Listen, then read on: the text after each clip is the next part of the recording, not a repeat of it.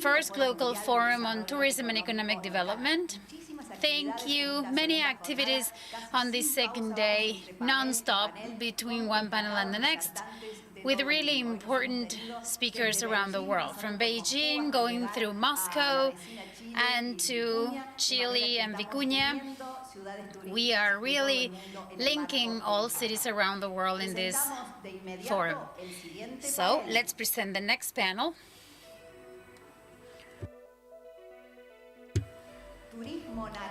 Orange Tourism and Creative Economy.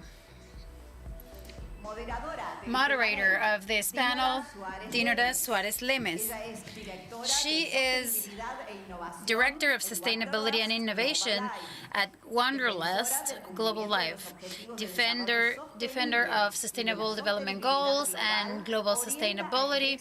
She counsels different companies in strategic plans for sustainability, and she promotes circular economy and digital transformation in the touristic sector, among others.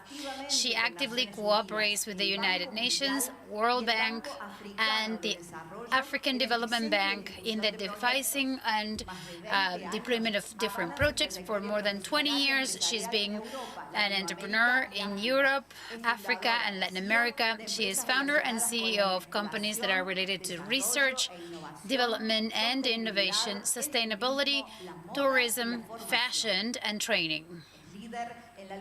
She's a leader in the fight against climate change and member of boards of directors in entrepreneurial institutions, national and international, mentor, speaker, and conference person. So no better person to moderate this panel. Dinora, the floor is yours.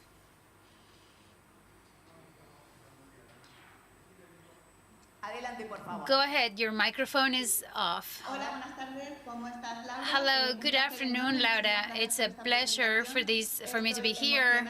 I'm really thrilled to be here with all of you with this panel related to orange economy and creative economy. In our panel, we have three incredible speakers, great speakers, related to sustainable development and orange economy. Thank you for being here, Brianda Lopez. Then we'll say a little bit more about you, Jorge Brown and Jaime Alberto Cabal. I'd like to thank both of them for being here with me. As an introduction, I'd like to present what we are doing, what we are working on at Wanderlust, and let me make a very brief introduction of our goals, our principles, and our projection. Wanderlust Global Life, it answers to the need of a touristic sector that nowadays requires a new focus, and as we all know, a new way to do tourism. So from that point of view, as international company that we are, we have a great team of experts with vast experience in the tourism sector, most of all related to safety, digital identity, global communication, technological solutions, and sustainability, of course. From Wanderlust, we provide digital solutions that are completely related to the tourism sector by including digitalization and sustainability. We want to involve all the key stakeholders, from destinations to institutions, companies, and of course, travelers. We want to be part of the change and the impulse of a more sustainable tourism. So that's why we are committed to the SDGs for the 2030 Agenda of the UN. The strategy that we follow from Wanderlust Global Life has four main axes that are completely aligned to the SDGs to transform digitally and promote the touristic sector. First, to actively promote the SDGs, ensuring coordination and continuity in time. On the other hand, we're going to promote the transparency and knowledge in all public or private entities related to the tourist sector. And third, we're going to promote the participation of citizens, identities, companies, and through information, communication, and sensitivity in tourism, technological and sustainable tourism. And last but not least, we are going to thrive and foster equality in tourism. So I know that we are a little bit delayed. I'm going to give way to our panelists, starting with our dear friend Brianda Lopez. I'd like to thank you for being here. It's an honor to have a woman like you that is so committed with sustainability and circular economy. And let me tell you a little bit about her. Brianda is a committed leader with sustainability, and she's director CEO of Hosteling International. It's the youth hostels chain, the sixth hosting vendor around the world, with more than 3,000 hostels in 88 countries. It's one of the young travelers community with more than 3.5 million members that are seeking to discover more and better a world that is a world in a sustainable and ethical way. To date, they've had 1.5 billion travelers. Brianda has contributed to placing and to putting on the map the sustainable development, and at the heart, this Youth Hostels Association, a long time, she's had solid strategies, quality and sustainability projects for climatic change and social change, as well as small and large local programs, Sleep for Peace, HISF, or High Connect. Brianda is licensed in Management Business Administration and a master in Environmental Administration, and she's part of the board of members of the OMT, and she's now in the Sustainability Committee. Before she entered HI, she had different roles in different business units of companies. She's an expert in the industry for industrial factors of Sustainable Council and preside the work of the work team for the SDGs. Welcome, Brianda. The floor is yours. Thank you so much, Dinora. It's a pleasure to be with you. And I've prepared a very small, short presentation. Let's see if it works.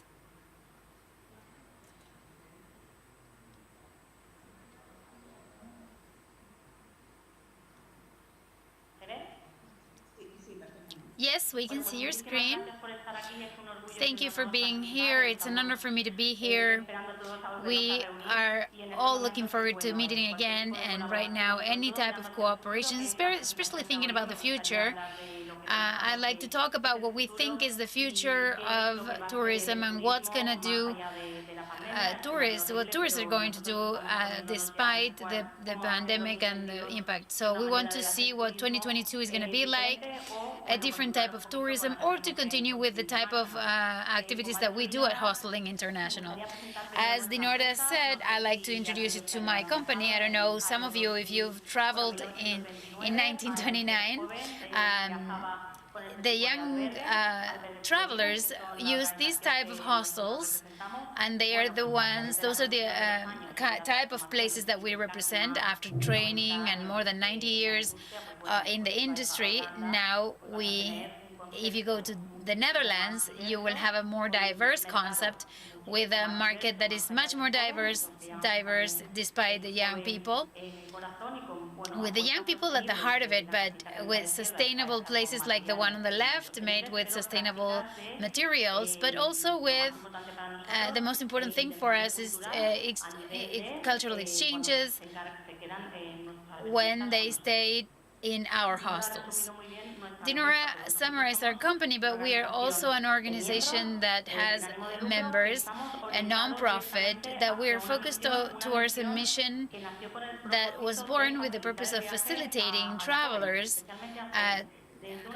young travelers, so from a knowledge, cultural experience among people, environment, and respect towards local cultures. That's why hostels are built the way they are. It's not a product based on the services, but when people stay at our hostels, they have the chance to socialize, to get to meet other people, in a very safe environment where experiences are focused to know the local culture. That's why we think that our hostels are dynamic social dynamos, because we bring the young people to destinations that are going to be opened by them in the first place. If you look at the locations, many hostels sharing this movement, such as facilitation and understanding among cultures, we have an impact that is quite global at dynamic level and an impact on tourism and the quality of travelers. For us,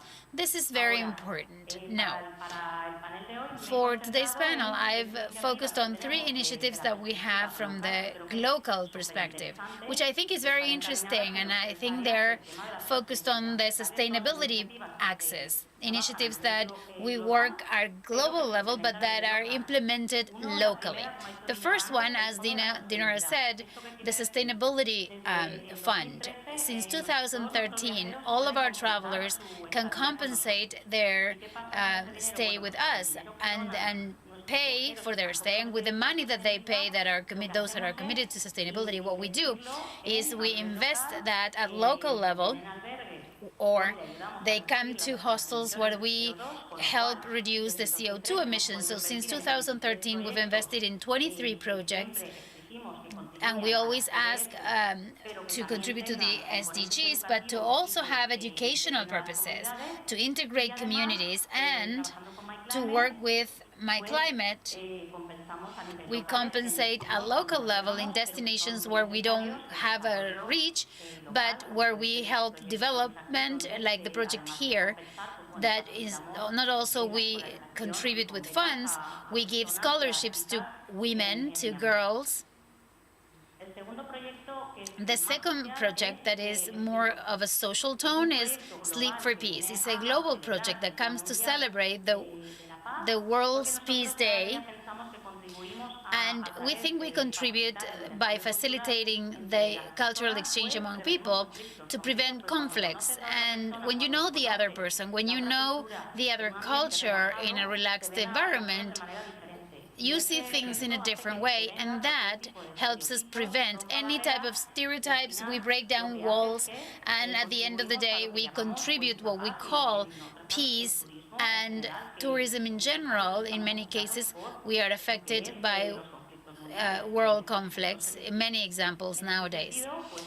In that sense, what we do is to give the possibility to each destination of participating in a local way in what they understand is the culture, conflicts, and the circumstances that each destination has. Last year, for instance, no, 2 years ago, each destination sent a box with what they thought represented their country in other countries to talk to the networks about the cultural aspects represented there. So New Zealand sent a T-shirt of the All Blacks, but many things that we didn't know also, in order to increase dialogues among cultures, so people start understanding more than what we know already about each one of the countries. We also had discussion panels in countries like Israel. They talk a lot about the conflict there. So in a way, you give everyone an opportunity, a global opportunity, so that at local level, they can integrate communities in terms of communication and debate. And the last one, it's a very nice project. It's a training project. It's called High Connect. High Connect, what High Connect does is to use the international network that we have to give opportunities to volunteers and also our staff members to have an experience. I wouldn't say a labor experience, but integration and knowledge experience on how hostels work anywhere in the world. And then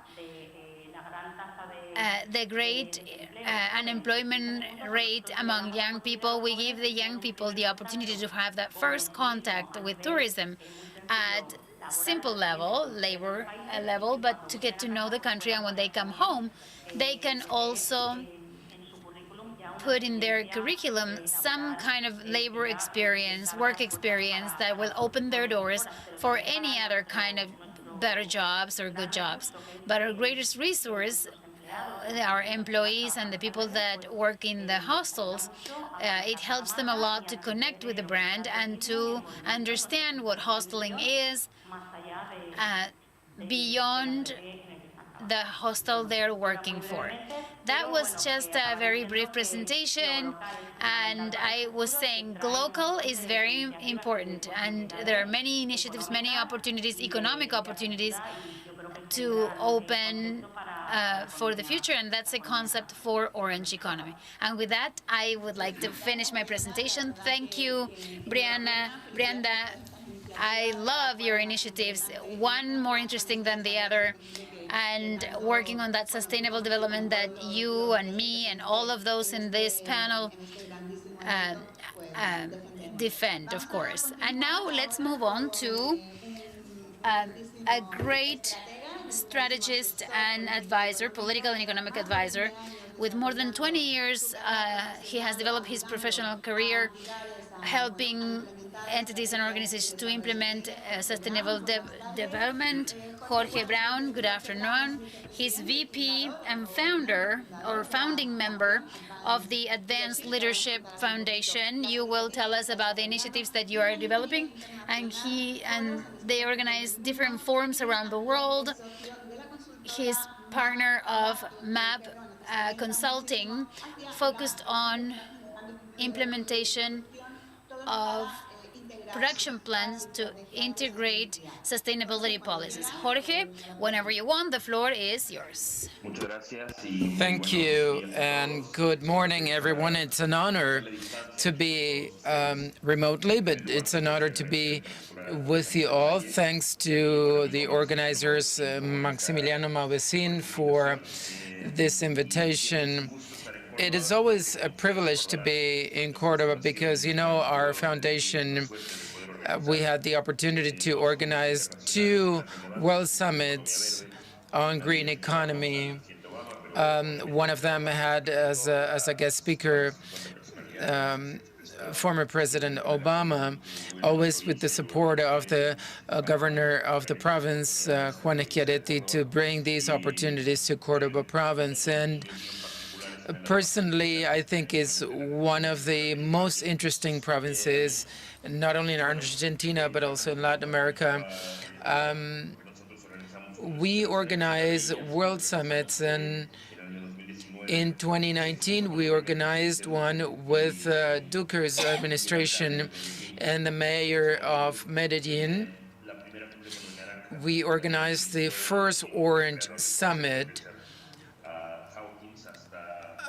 with the concept of Richard Hastings. There were 58 speakers with us for 2 days to discuss on orange economy.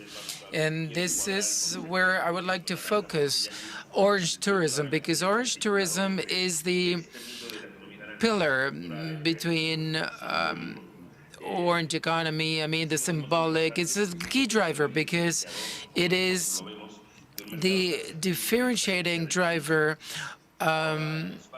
in Spain and other parts of the world. They spoke about global tourists before pandemics, and then the pandemic struck. Okay, now you're without any tourism. A clear example was the city of Barcelona or other cities saying that they did not want so many tourists. So now they regret very much because they realize about the importance of tourism. But it is a good time to rethink what kind of tourism we want in orange economy that is created, that has to do with creativity. I think that Latin America has this huge opportunity to reinvent itself and attract tourists that seek for orange economies, and that those tourists will leave more money in the economies.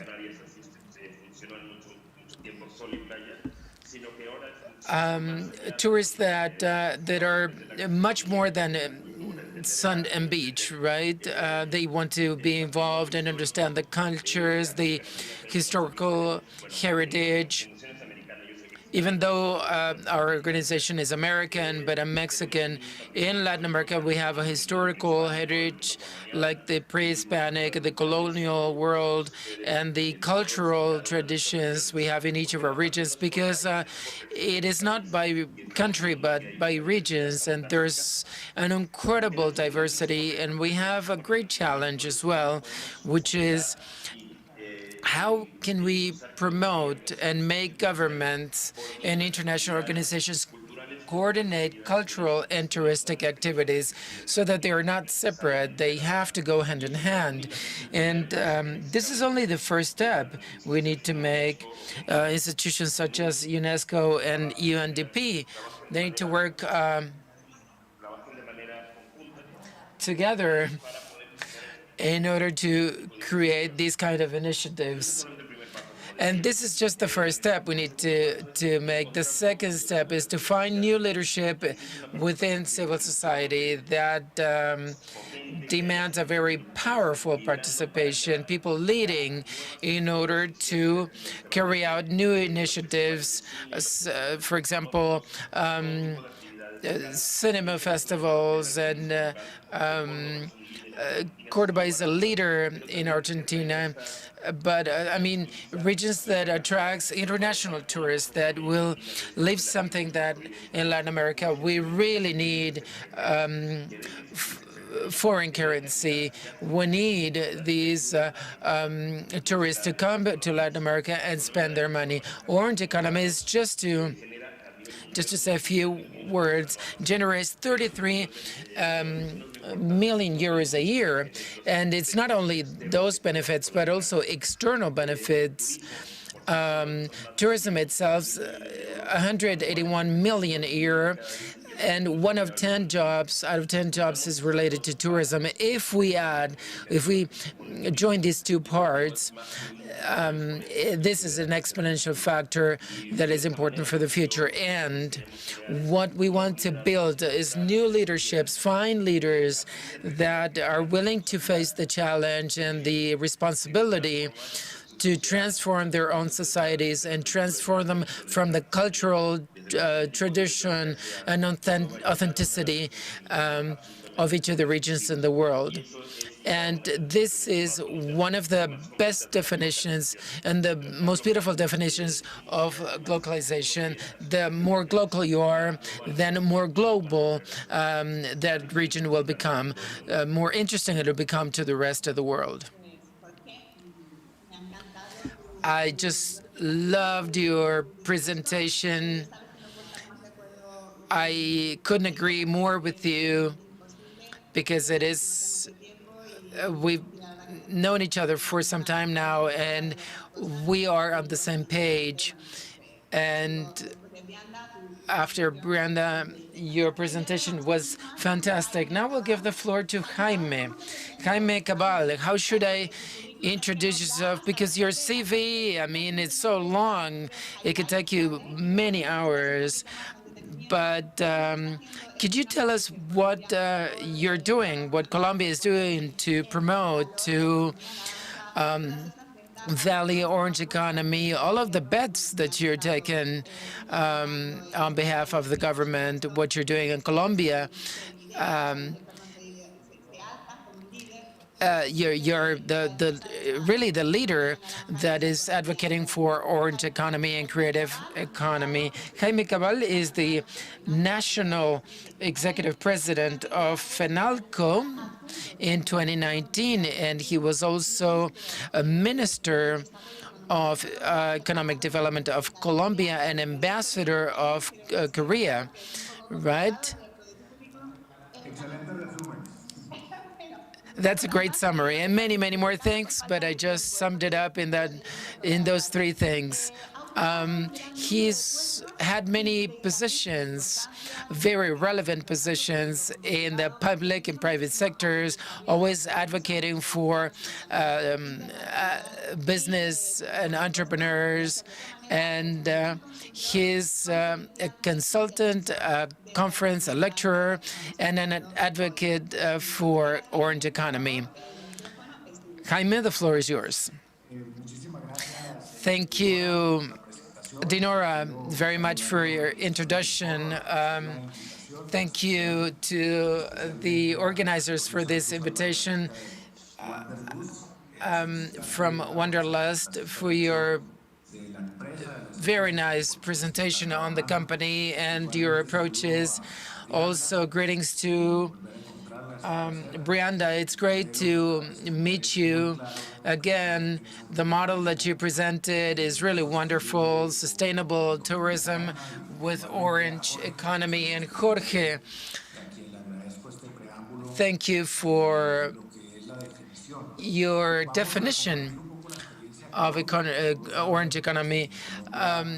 In Colombia, our current president is one of the world leaders in Orange economy, and his administration has a very, very big, is really very interested in Orange economy and Orange tourism.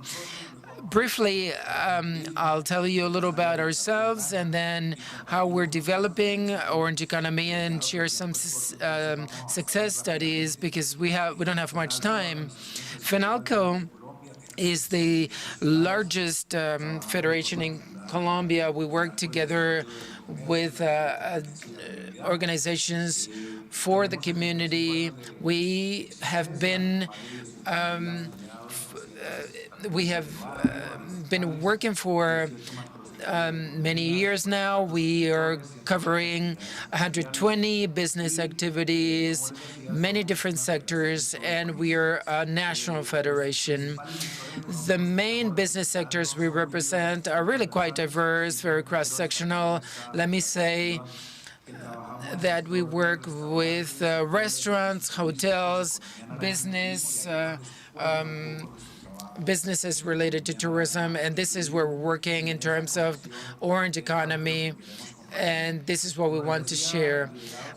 This is led by the government. I mean, and we passed a law to support creative companies and Orange companies to encourage, to promote and protect creative industries, and in this sense, also set the sectors that have to do with the trade of goods and services based on intangible concepts, and this law has really good benefits for companies and for entrepreneurs. I mean, the young people that are becoming involved in Orange economies. And December this year, up to December this year, businesses can have a tax incentive for 7 years if they formalize if they become a part of the formal system of Colombia. They wouldn't be paying taxes for 70 years. And the 103 categories that were established as regards Orange economy. Orange tourism, and Jorge provided a wonderful description. The UNESCO definition is also valuable. It's sustainable tourism that generates cultural based on responsible or accountable tourism. And in Colombia, in this sense, we've seen that there is a transformation in the interest of tourism to visit Colombia, to find or have creative experiences as regards urban, cultural, artistic issues. So this kind of tourism, as Jorge mentioned, clearly becomes a very interesting attraction or added value for sustainable tourism that actually puts in the center all of the orange economy activities. Among the programs we're developing, the national government is what we call the DNAs or ADN, which are orange development areas that have to do with, well, they just follow the municipal regulations and which are intended to work and encourage cultural activities as a touristic attraction for the cities. So these are creative centers that contribute to the renewal of the culture of the place, because each DNN will create improvements in education and will bring cultural activities and creative activities so that they are established in the city. These areas strengthen entrepreneurial activities, new businesses that are based on creativity, tourism, and the recovery of world heritage or cultural heritage, the transfer of knowledge, their sense of belonging, social inclusion, and very important, this creates a touristic attraction, which is very important for these areas. Briefly, all of this is within a framework of an entrepreneurial ecosystem and orange economy. And FENALCO participates very actively via a program we called FENALCO Orange, FENALCO Naranja, and we have a set of programs that I'll briefly share with you. But basically, I'd like to show you some success cases, ADNN areas, urban renovations, tourism, and what we call the orange wheels. For example, one of these areas is called San Felipe District in Bogota, Colombia. And this district is, has different activities related to the car industry mainly. And now it's undergoing some changes with some cultural and artistic expression. There's a very famous restaurant. It's called Trattoria de la Plaza. It's a restaurant that is always busy. And in this area, this district attracted new cultural activities, and a transformation is created that, art galleries. And in this district, there is a square that is called Siete de Agosto. They give an award by a sustainable urban award in a program called Reinventing Cities to transform these cities to orange economy activities. This is, and let me share that FENALCO has been an organizer and an operator of an orange business wheel called RDNN. This is a partnership between the Ministry of Trade and the Ministry of Culture, and it promotes the procurement and the sale of goods and services. And FENALCO was the operator of the program. We carried out 5 of these orange wheels, and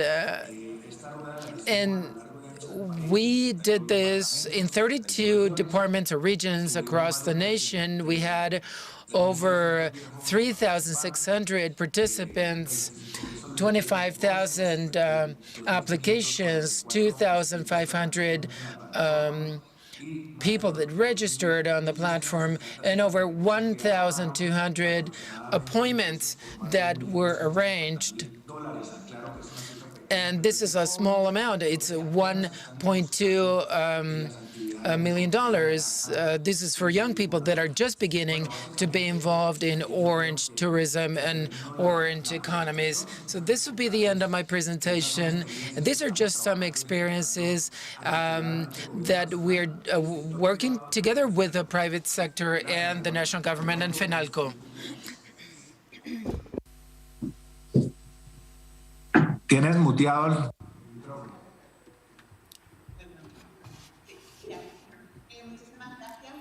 Thank you very much for your words. I love to listen to you. I enjoy. I'm a little stressed out because I have to count the minutes. Brianda's, Jorge is yours. I'm sorry that I'm not. I don't. That's the way it is.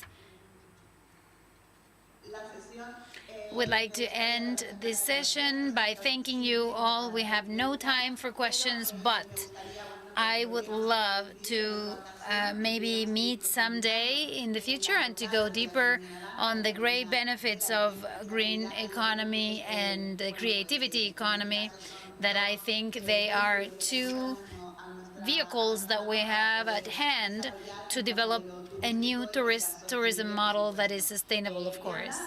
Brianda, thank you very much. Jorge, a pleasure to have shared this time with you. And Jaime, well, of course, I've said, we hope we can meet soon. And that's it. Thank you, and we close today's panel. Bye bye. Thank you, Dinorat. I'd like to thank you for accelerated